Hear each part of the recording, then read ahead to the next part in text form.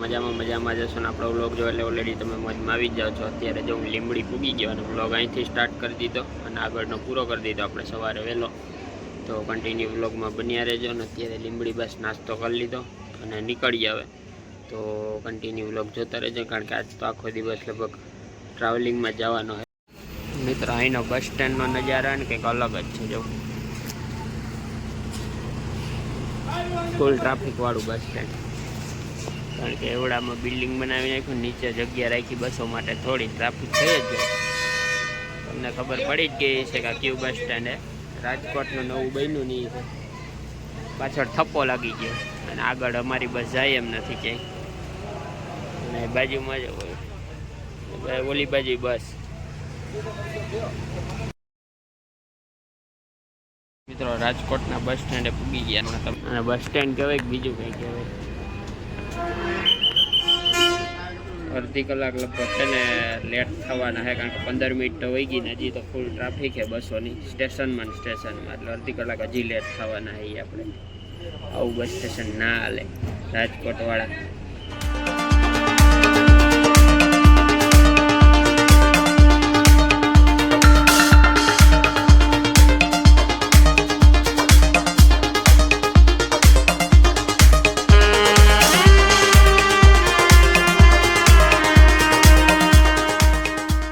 Finally મિત્રો હું પૂગી ગયો ઘરે અને પૂરેપૂરી 12 કલાકનું ટ્રાવેલિંગ કર્યો ને ત્યારે પૂગ્યો ઘરે। સવારે 9 વાગે નીકળો તો સાંજે 9 વાગે પૂગ્યો હું। અત્યારે જમી લીધું અને નાહી ધોઈને ફ્રેશ પણ થઈ ગયો છે। તો અત્યારે વાગી ગયા 10:30 જેવું। મળીએ હવે ડાયરેક્ટ સવારે કન્ટિન્યુ બ્લોગ જોતા રહેજો। તો વાગી ગયા છે અત્યારે 1 જેવું અને અત્યારે જમવાનો ટાઈમ થઈ ગયો। જમી લે અને જો અત્યારમાં કેરી સુધારી, કારણ કે કેરી અત્યારના ટાઈમ ઉપર બહુ મજા આવે ખાવાની, અને મમ્મીએ બનાવ્યું છે આ સુખડી ગુંદવાળી કંઈ છે, કાજુ બદામને એવું નાખ્યું છે, તો એ બનાવ્યું છે, એ ખાવાનું છે। તો ચાલો જમી લઈએ અને પછી મળીએ, અને પછી હું તમને એક વાત કહેવા જઈ રહ્યો છું, પછી તમને કહું। મિત્રો તો આપણે આવી ગયા છે ઉપર, અને 2-3 દિવસ તો તમને આ નજારો જોવા જ નહીં મળ્યો હોય, કારણ કે 2-3 દિવસથી બહાર હતો એટલા માટે તમને નહીં જોવા મળ્યો હોય ને। આપણે આજે આવી ગયા છે ઘરે, જોકે કાલ સાંજે જ પૂગી ગયા હતા, અને કન્ટિન્યુ બ્લોગમાં તમે બન્યા રહેજો। અને અત્યારે જો માહોલ મસ્તનો હોય, અને અહીંયા વાત કરું ને તો અમદાવાદ ગયો તો ત્યાં એટલી બધી તડકો હતો, એટલી બધી લૂ લાગતી હતી, એની કમ્પેરિઝનમાં તમે અહીંયા છે ને કમ્પેર કરો ને તો આપણે કંઈ ઓછી લાગે, કારણ કે ત્યાંથી આવ્યો ને તો ત્યાં એટલી બધી લૂ લાગી ને કે અહીંયા અત્યારે લૂ જેવું કંઈ એવું ટૂંકમાં આપણે લાગે જ નહીં એવું જ ગણી શકીએ। અને ત્યાં તમે જોવ તો કેટલી લૂ લાગે અને તડકો લાગે। અને બનાસકાંઠામાં આપણે સાબરકાંઠામાં ગયો તો ઈડરિયો જે ગઢ કહેવાય, ત્યાં પાછો પથ્થરવાળો જ શું કહેવાય પર્વતો ને એવું બધું છે, એ વધારે પાછું ગરમ થતું હોય અને ઠંડુ થવામાં બહુ વાર લાગતી। મારા અંદાજ પ્રમાણે લગભગ ત્યાં છે ને 24 કલાકમાં 2 થી 3 કલાક જ ટેમ્પરેચર છે ને નોર્મલ આવતું હોય છે, બાકી કન્ટિન્યુ છે ને લૂ તમને લાગે જ। અને રાતે તો રહેવાય એમ જ નહીં, દિવસે શું કહેવાય સવારના લગભગ 4-5 વાગે ઠંડુ થતું હોય છે, અને પાછું 9-10 વાગે પાછો તડકો ચાલુ થઈ જાય, એટલે એટલી કલાક જ ઠંડુ રહે। અને એવું બધું છે, એની કમ્પેરિઝનમાં આપણે બહુ સારું છે, કારણ કે જ્યાં તો 45-46 ડિગ્રી તાપમાન પૂગી જાય ને આપણે અહીંયા વધીને કેટલું 40-42-43, અને વહેલું પાછું ઠંડુ થઈ જાય, એટલે વાંધો ન આવે। તો બપોર વચ્ચે થોડું પીક પોઈન્ટ ઉપર હોય, બાકી ન વાંધો આવે। અને અત્યારે પાછું શું હોય પવન હોય એટલો બધો, અને એટલે વહેલું ઠંડારક થઈ જાય, એટલે ત્યાં કરતાં આપણે અહીં મજા જ છે, કારણ કે તડકો એટલો નથી લાગતો, કારણ કે ત્યાં સહન કરવો બહુ અઘરો હોય। અમદાવાદ પછી સાબરકાંઠાની બાજુ 2-3 જિલ્લા તો એવા છે કે જેનું હાઈએસ્ટમાં હાઈએસ્ટ ટૂંકમાં ટેમ્પરેચર હતું, અને આપણે ત્યાં જ ગયા હતા, એટલે 2-3 દિવસમાં લૂ લાગી છે જોરદાર। એટલે અહીંયા આવીને અત્યારે હું આમ નોર્મલ લાગે, આપણું જે ટેમ્પરેચર છે ને હાવ એટલે હાવ નોર્મલ લાગે। તો કન્ટિન્યુ વ્લોગમાં બન્યા રહેજો, અને ત્યાં જાઓ તો સેફટી રાખજો પૂરેપૂરી, કારણ કે પાણી તો ભેગું રાખવું જ પડે, બાકી ડિહાઇડ્રેશન થવાની પૂરેપૂરી શક્યતા રહી। અને ચામડીને એ બધું એ તમારું શું કહેવાય આમ ફૂલ લૂ લાગીને એવી રીતના ઇન્ફેક્શન પણ આવી શકે, એટલે જોવું, કારણ કે 5-6 દિવસની હીટ વેવની આગાહી છે, હવે કેટલાક દિવસ રહી કંઈ નક્કી નથી। તો અત્યારે બસ ઉપર બેઠો ફ્રી થઈ ગયો, અને મારે જે જવું છે ગામમાં, હજી નાહવાનું બાકી છે, હજી ફ્રી જ થયો હું, એટલે નાહીને પછી જાઉં ગામમાં। અને મંડપ પણ છે માધવપુરમાં, આપણે મેળો કરવા ગયા હતા માધવપુરનો, ત્યાં તો મંડપમાં જવાની ઈચ્છા તો છે, હવે જોઈએ સાંજે શું થાય એ પ્રમાણે સાંજે જ જવું. એટલે શું કહેવાય, પછી રોકાઈશ ને બાકી આવતો રહીશ. એટલે જોઈએ કન્ટિન્યુ બ્લોગમાં બન્યા રહેજો, તમને જો જાય તો જોવા મળી જ જશે. તો ચાલો અત્યારે મારે નાવા જવું છે અને પછી તમને પાછો કન્ટિન્યુ બ્લોગમાં મળું. મિત્રો આપણે પૂગી ગયા છે માધવપુરના મંડપમાં, ડાયરેક્ટ આવી ગયા છે.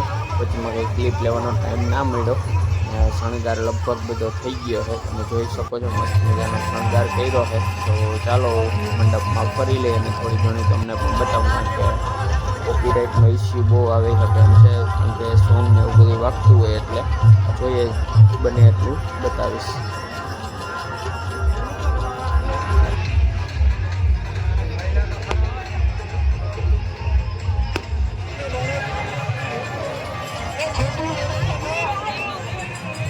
હા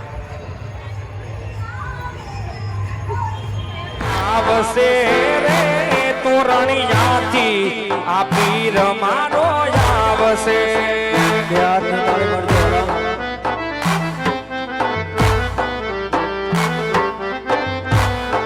અરે ભાંગશે રે પિતા અજમલ ના વાંજિયા મેળા ભાંગશે.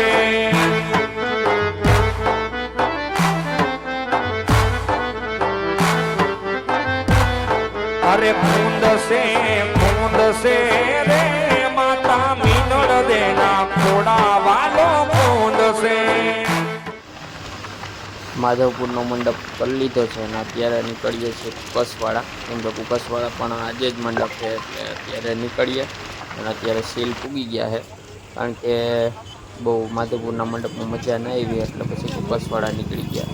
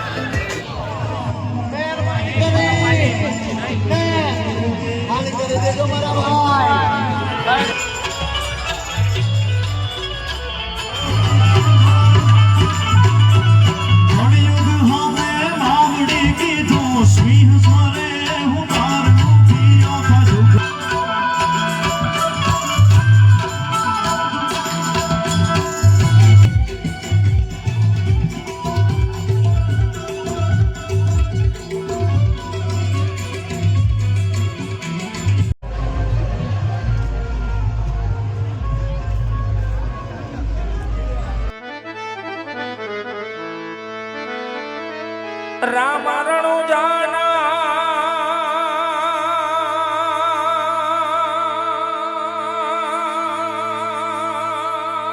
ધણી રે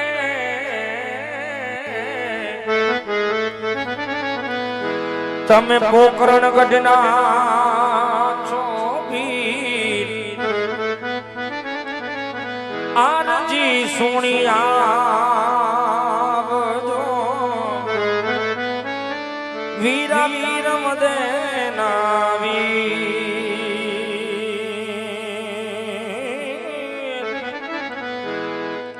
એ વીરા વીર મદેના વીર